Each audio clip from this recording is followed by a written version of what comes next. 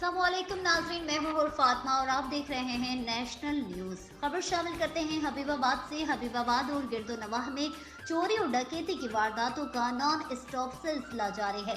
अवाम का वारदातों पर डीपीओ कसूर और आईजी पंजाब से नोटिस लेने का मुतालबा किया है।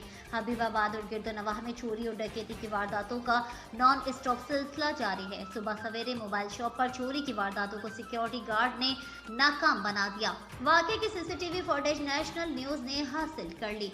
फुटेज में वाज़ेह तौर पर देखा जा सकता है कि चार मुसल्लह डाकुओं गन पॉइंट पर पहरेदार से असला छीनकर जदोकोब कर रहे हैं, जबकि डाकू फरार होने में कामयाब। शहरियों में बढ़ती हुई चोरी और डकैती की वारदातों से खौफ वराज पाया जाने लगा। शहरियों ने बढ़ती हुई वारदातों पर डीपीओ कसूर और आईजी पंजाब से नोटिस लेने का मुतालबा किया है।